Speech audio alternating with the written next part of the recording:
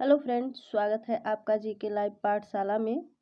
सामान्य हिंदी से आज हम लोग हिंदी व्याकरण से वर्णमाला के क्वेश्चन देखेंगे जो पिछले कई वर्षों से पूछे गए हैं। और ये आदित्य पब्लिकेशन प्रकाशन से है जो इलाहाबाद से प्रकाशित होती है। और वर्णमाला से इसमें से बहुत ही महत्वपूर्ण क्वेश्चंस जो हर पेपर में पूछे गए हैं।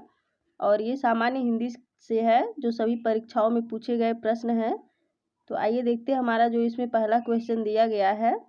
दोस्तों प्लीज़ इसके लिए आप लोग हमारे चैनल को लाइक करिए, सब्सक्राइब करिए और अपने दोस्तों के साथ इसे शेयर ज़रूर करिएगा। आइए देखते हैं हमारा जो इसमें पहला क्वेश्चन दिया गया है वो है आपका, हिंदी वर्णमाला में उष्म व्यंजन कौन से हैं। तो इसमें जो है ऑप्शन नंबर आपका ए सही हो जाएगा। स ह जो है ये उष्म व्यंजन कहलाते हैं, जिसको बोलने से सांस के द्वारा बोला जाता है वो उष्म व्यंजन होता है। अगला क्वेश्चन है, हिंदी के जिन वर्णों का उच्चारण करते समय केवल श्वास का प्रयोग किया जाता है उन वर्णों को कहते हैं। तो देखिए उन वर्णों को आपका अघोष वर्ण कहलाता है। ऑप्शन नंबर ए सही हो जाएगा। आगे है, य र ल व व्यंजनों को कहते हैं तो इसे अंतस्थ व्यंजन कहते हैं। ऑप्शन नंबर बी सही हो जाएगा। निम्नलिखित में ओष्ठ ध्वनि नहीं है। तो देखिए इसमें पूछा गया है ओष्ठ ध्वनि नहीं है, तो च जो है ये ओष्ठ ध्वनि नहीं है,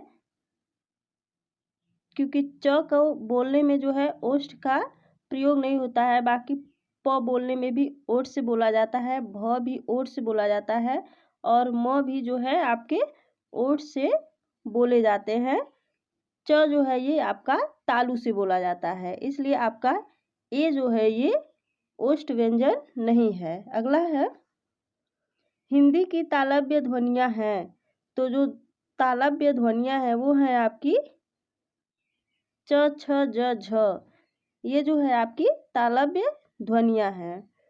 फिर अगला है, और प फ ब भ जो है ये आपके ओष्ठ व्यंजन है और ट ठ ड ढ ये आपके जो है ये आपके मूर्धन्य व्यंजन कहलाते हैं, मूर्धन्य व्यंजन कहलाते हैं। इसलिए जो आपके तालव्य व्यंजन है, तालव्य व्यंजन जो है ये आपका च छ ज झ और यहाँ भी जो आता है वो तालव्य व्यंजन में ही आता है, जबकि वो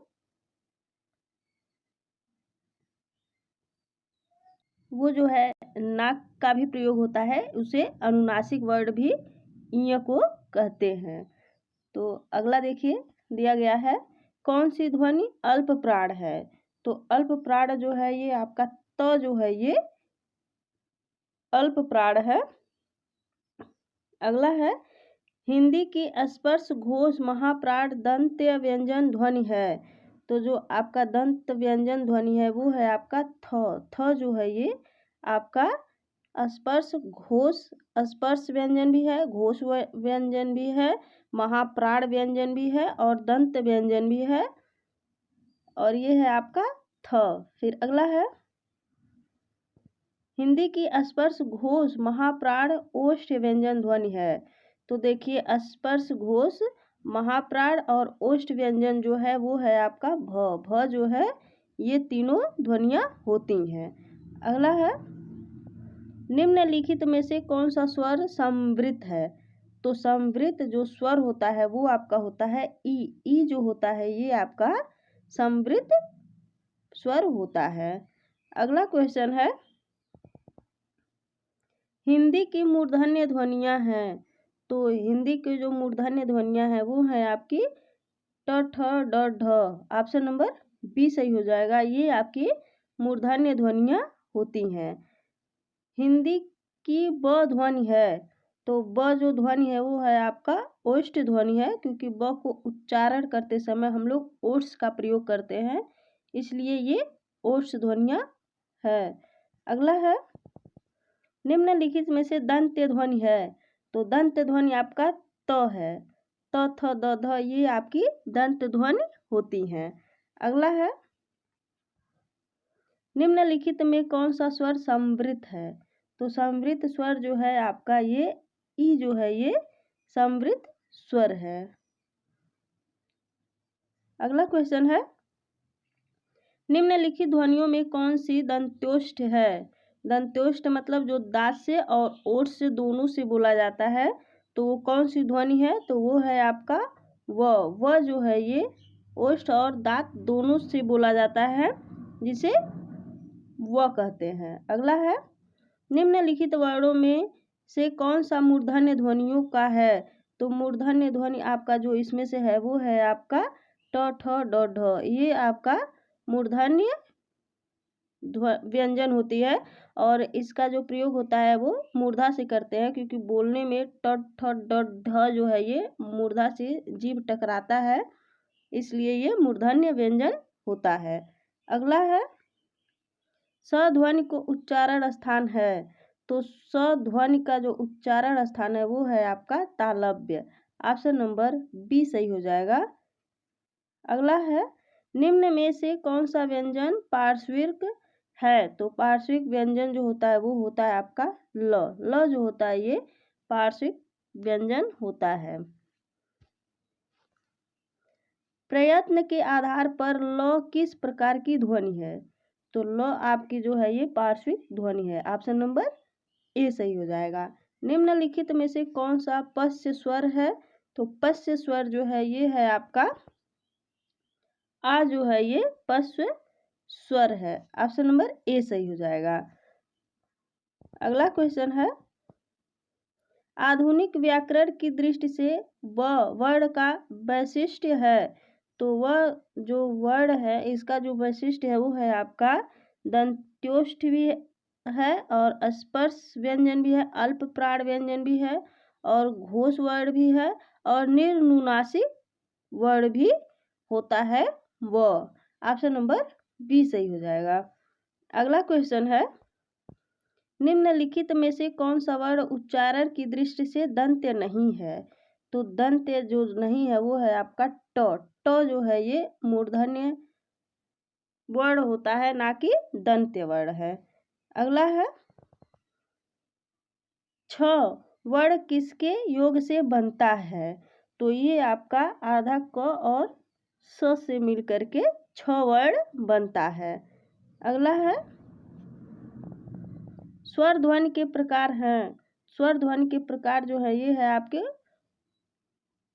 दीर्घ स्वर भी है, प्लुत स्वर भी है और ह्रस्व स्वर के भी प्रकार हैं, इसलिए ये आपके उपर्युक्त तीनों जो है ये सही है। जो स्वर ध्वनि के प्रकार हैं उपर्युक्त तीनों हैं। अगला है, हिंदी वर्णमाला में वर्ण है। तो इसमें जो वर्ण है वो है आपके वामन वर्ण होते हैं हिंदी वर्णमाला में। वर्णमाला किसे कहेंगे? तो वर्णमाला जो होता है वो आपका होता है वर्णों के व्यवस्थित समूह को वर्णमाला कहा जाता है। ऑप्शन नंबर डी सही हो जाएगा। वर्णों के व्यवस्थित समूह को वर्णमाला कहा जाता है। अगला है, हिंदी की स ध्वनि है। तो ये आपका जो तालव्य है ये हिंदी की स ध्वनि होती है। निम्नलिखित में कंठ ध्वनियां होती हैं। तो कंठ ध्वनियां कौन सी है? क ख जो है ये कंठ ध्वनि है। अगला है,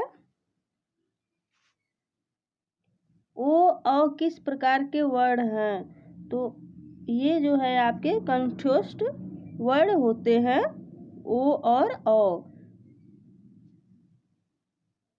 निम्न में अर्ध स्वर कहलाता है। तो अर्ध स्वर आपका जो य होता है ये अर्ध स्वर कहलाता है। ऑप्शन नंबर ए सही हो जाएगा। महाप्राण ध्वनिया व्यंजन वर्ण में किससे संबंधित है? तो ये जो है ये आपका दूसरा और चौथा जो वर्ण है वो आपका महाप्राण व्यंजन कहलाता है, दूसरा और चौथा। अगला क्वेश्चन दिया गया है, भाषा की सार्थक लघुत्तम इकाई है। तो ये जो भाषा की सार्थक लघुत्तम इकाई होती है वह ध्वनि होती है। ऑप्शन नंबर सी सही हो जाएगा। इनमें से कौन व्यंजन अल्प प्राण है? तो जो च जो है ये अल्प प्राण व्यंजन होता है। अगला क्वेश्चन दिया गया है, इनमें से कौन सा वर्ण स्पर्श व्यंजन नहीं है? तो स्पर्श व्यंजन जो है आपका य जो है ये स्पर्श व्यंजन नहीं है। क च ट जो है ये स्पर्श व्यंजन होते हैं। अगला है, निम्नलिखित में से कंठ ध्वनियाँ कौन सी है? तो कंठ ध्वनियाँ जो है ये आपका क और ख जो होता है ये कंठ ध्वनियाँ होती है। निम्नलिखित में से उच्चारण स्थान के आधार पर मूर्धन्य व्यंजन बताइए। तो मूर्धन्य व्यंजन आपका ड ढ जो होता है ये मूर्धन्य व्यंजन है। क ख जो है ग घ जो है ये कंठ व्यंजन है। प फ जो है ये आपका ओष्ठ व्यंजन है। ज झ ये आपका दंत व्यंजन है और मूर्धन्य व्यंजन आपका ड ढ होता है। ऑप्शन नंबर सी सही हो जाएगा। ड ढ जो है ये मूर्धन्य व्यंजन है। अगला है, निम्नलिखित में से अल्प प्राण कौन से हैं? तो अल्प प्राण आपका क और ग जो है ये अल्प प्राण होते हैं और अ आ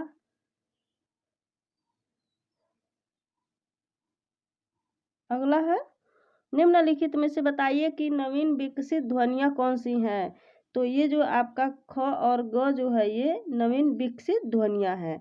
देखिए ख के नीचे भी हलंत लगा हुआ है और ग के नीचे भी ये डॉट लगा हुआ है।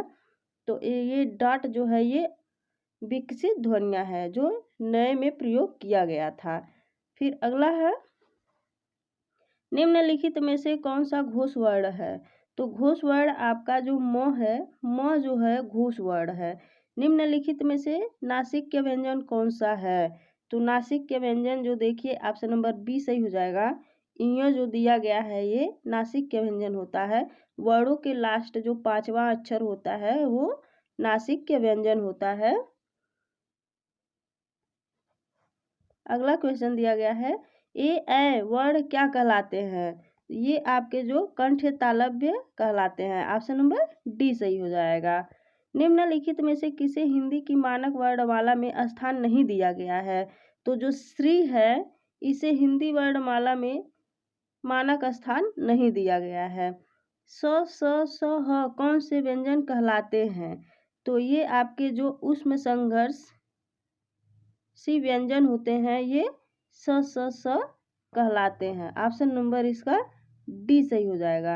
अगला है, कौन सा अमानक वर्ण है? तो अमानक वर्ण जो होता है वो भ और फ से मिल करके जो बनता है ये अमानक वर्ण है। और अगला है, क ग ज फ ध्वनियाँ किसकी हैं? तो ये जो है अरबी फारसी की ध्वनियाँ हैं। जो क के नीचे जब यहाँ पे हलंत लगता है और ग के जो ज़्यादातर फ में ही लिया जाता है यहाँ पे, तो ये आपके जो अरबी और फारसी की जो ध्वनियाँ लिखी जाती हैं तो उसमें ये प्रयोग किया जाता है। अगला है, निम्नलिखित में से कौन सा वर्ण घोष है? तो द जो वर्ण है ये आपका घोष वर्ण होता है। वावेल को हिंदी में कहते हैं। तो वावेल को जो हिंदी है वो होता है आपका स्वर होता है। स्वर को जो है वावेल कहते हैं और व्यंजन को जो है वो कॉन्सोनेंट कहते हैं। ऑप्शन नंबर इसका सी सही हो जाएगा। अगला है, जिन शब्दों के अंत में अ आता है उन्हें क्या कहते हैं? तो जिसके अंत में अ आता है उसको अकारांत कहा जाता है। ऑप्शन नंबर डी सही हो जाएगा। हिंदी भाषा में मूलतः वर्णों की संख्या कितनी मानी गई है? तो इसमें जो वर्णों की संख्या होती है वो आपका 52 संख्या माना गया है। निम्नलिखित में ओष्ठ ध्वनि है। तो वह ओष्ठ ध्वनि जो होता है आपका जो फ जो है ये ओष्ठ ध्वनि है। निम्नलिखित में से एक वर्ण व्यंजन नहीं है। तो जो वर्ण व्यंजन नहीं है वो आपका उ जो है ये वर्ण व्यंजन नहीं है। र ख य जो है ये व्यंजन वर्ण है और ये जो है स्वर वर्ण है। उ जो है स्वर वर्ण है। ऑप्शन नंबर ए सही हो जाएगा। अगला है, कौन स्वर नहीं है? तो जो स्वर नहीं है वो है आपका ब जो है स्वर नहीं है। ऑप्शन नंबर डी सही हो जाएगा। ये व्यंजन वर्ण है। निम्नलिखित में से कौन सा ट वर्ग का नहीं है? तो ट वर्ग का जो नहीं है वो है आपका घ जो है ये ट वर्ण का नहीं है। तो और ट वर्ग होता क्या है? तो देखिए ट तो यहाँ पे दिया गया ही है, ठ और फिर ड और ढ और ड़, ये जो है पांचों जो होता है ये आपका ट वर्ग का होता है और ये जो है कंठ वर्ग का है। क ख ग घ अंगा, इसमें घ आया है, ये कंठ वर्ग का है। अगला है हिंदी वर्णमाला के स्वरों की कुल संख्या कितनी है। तो इसमें जो स्वरों की कुल संख्या होती है वो आपकी होती है 11। 11 जो है हिंदी वर्णमाला के स्वरों की संख्या होती है। नेक्स्ट है निम्नलिखित में से कौन सा स्वर नहीं है। तो जो डी दिया गया है ये आपका व्यंजन है और अ उ ए जो है ये आपके स्वर हैं। ऑप्शन नंबर इसका डी सही हो जाएगा। फिर अगला है निम्नलिखित में से कौन सी ध्वनियाँ ओष्ठ नहीं है। तो जो त दिया गया है त ये दंत वर्ण है, ओष्ठ नहीं है। प फ ब भ म जो होता है ये आपका ओष्ठ होता है। अगला है इनमें से कौन सा वर्ण स्वर है। तो स्वर जो है ये आपका ए जो है ये वर्ण स्वर होता है। और देखिए क ल और लृ ये जो होता है आपका व्यंजन वर्ण है। अगला है निम्नलिखित में से अंतस्थ व्यंजन कौन सा है। तो अंतस्थ व्यंजन देखिए य, ऑप्शन नंबर इसका बी सही हो जाएगा। यह जो होता है ये अंतस्थ व्यंजन है। य र ल व और ये जो स होता है य र ल व ही जो होता है वो अंतस्थ व्यंजन होता है। अगला है इनमें से ओ का उच्चारण स्थल कौन सा है। तो ओ का जो उच्चारण स्थल होता है वो होता है आपका कंठ और ओष्ठ से ओ का उच्चारण होता है। ऑप्शन नंबर डी सही हो जाएगा। च और छ वर्ण का उच्चारण स्थान कौन सा है। तो इसका उच्चारण स्थान आपका तालु होता है। च और छ का उच्चारण स्थान तालु होता है। ऑप्शन नंबर ए सही हो जाएगा। अगला क्वेश्चन दिया गया है हिंदी वर्णमाला में व्यंजनों की संख्या कितनी है। तो इसमें जो व्यंजन की संख्या है वो आपकी 33 जो संख्याएं हैं व्यंजन की संख्या होती है। भाषा की सबसे छोटी इकाई किसे कहते हैं। तो वर्ड जो होता है इसे भाषा की सबसे छोटी इकाई कहते हैं, वर्ड या अक्षर कहा जाता है। निम्नलिखित शब्दों में किस शब्द के द्वित्व व्यंजन हैं। तो द्वित्व व्यंजन जो है आपके जो दिल्ली है ये इसमें आपके द्वित्व व्यंजन का प्रयोग किया गया है। अगला है हिंदी शब्दकोश में छ का क्रम किस वर्ण के बाद आता है। तो क के बाद जो है छ का क्रम आता है। ऑप्शन नंबर ए सही हो जाएगा। अगला है छ ध्वनि किस स्वर के अंतर्गत आती है। तो छ ध्वनि जो है आपका संयुक्त वर्ण के अंतर्गत आती है। निम्नलिखित में से अघोष वर्ण कौन सा है। तो अघोष वर्ण जो आपका डी है स ये जो है आपका अघोष वर्ण है और ब ज ह जो है ये आपका सघोष वर्ण होता है। घ का उच्चारण स्थान कौन सा है। तो घ का उच्चारण स्थान आपका कंठ से होता है। ऑप्शन नंबर बी सही हो जाएगा। अगला है निम्नलिखित में से संयुक्त व्यंजन कौन सा है। तो जो ज्ञ है ये आपका संयुक्त व्यंजन कहलाता है जो दो स्वरों से मिलकर बनता है। ज्ञ वर्ण किस वर्णों के संयोग से बना है। तो ये आपका बना है ज प्लस अ से मिलकर बना है ज्ञ वर्ण। ऑप्शन नंबर बी सही हो जाएगा। कौन वर्ण ओष्ठ नहीं है। तो जो ओष्ठ नहीं है वो है आपका आ जो है ये ओष्ठ व्यंजन नहीं है। अल्प प्राण ध्वनियों का समूह कौन है। तो अल्प प्राण ध्वनियों का जो समूह है वो है आपका च ज और ञ। ऑप्शन नंबर बी सही हो जाएगा। वर्ण शब्द का अर्थ नहीं होता है। तो वर्ण शब्द का जो अर्थ नहीं होता है वो आकाश, आकाश जो है ये वर्ण शब्द का अर्थ नहीं है। अगला है कौन वर्ण घोष नहीं है। तो जो घोष वर्ण नहीं है वो है आपका त जो है ये घोष वर्ण नहीं है। किन ध्वनियों को अनुस्वार कहा जाता है। तो अनुस्वार जो होता है स्वर के बाद के आने वाली नासिक ध्वनियाँ जो होती है वो अनुस्वार कहलाती है। ऑप्शन नंबर ए सही हो जाएगा। किस शब्द में री स्वर नहीं है?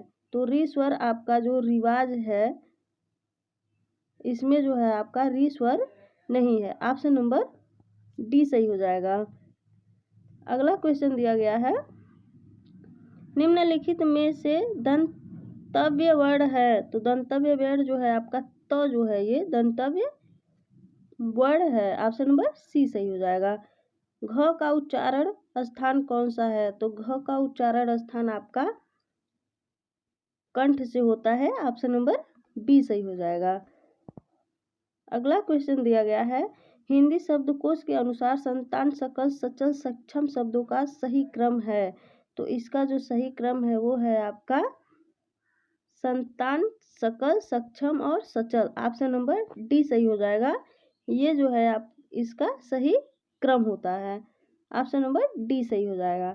निम्न में से महाप्राण वर्ण है। तो महाप्राण वर्ण आपका थ होता है। ऑप्शन नंबर ए सही हो जाएगा। हिंदी शब्दकोश में अंग व अह किस वर्ण के साथ आता है? तो ये जो आता है आपका अ के साथ आता है। ऑप्शन नंबर बी सही हो जाएगा। छ वर्ण किसके योग से बना है? तो छ वर्ण आपका क प्लस स से मिलकर के छ वर्ण बना है। निम्न में से कौन सा शब्द अमात्रिक है? तो जो करलव है ये जो है आपका अमात्रिक शब्द है, इसमें कोई मात्रा नहीं लगा हुआ है, इसे अमात्रिक शब्द कहते हैं। ऑप्शन नंबर सी सही हो जाएगा। अगला है, खड़ी पाई वाले व्यंजनों का संयुक्त रूप कौन बनाया जाना चाहिए? तो इसमें जो है आपका जो होता है खड़ी चौपाई को हटाकर। ऑप्शन नंबर बी सही हो जाएगा। विसर्ग से बना शब्द कौन सा है? तो विसर्ग से जो बना है वह है आपका निष्प्रह। ऑप्शन नंबर बी सही हो जाएगा, जिसमें विसर्ग लगा हुआ है। ये आपका विसर्ग का चिन्ह है और दिया है विसर्ग से बना शब्द कौन सा है? तो ऑप्शन नंबर बी सही हो जाएगा। अगला है, तालव्य व्यंजन है। तो तालव्य व्यंजन आपका च छ ज झ जो है ये आपका तालव्य व्यंजन है। कौन वर्ण घोष नहीं है? तो जो घोष नहीं है वो आपका स जो है ये आपका घोष वर्ण नहीं है। किस शब्द में री स्वर नहीं है? तो री स्वर जो है ये आपका आज में जो है री स्वर नहीं है। ऑप्शन नंबर डी सही हो जाएगा। तो दोस्तों ये रहा हमारा वर्णमाला से बहुत ही इम्पॉर्टेंट क्वेश्चन जो पिछले कई सालों से पूछे गए हैं। वीडियो अगर आपको अच्छी लगी हो तो प्लीज़ चैनल को सब्सक्राइब करिए, लाइक करिए, इसे शेयर ज़रूर करिएगा अपने दोस्तों के साथ। धन्यवाद।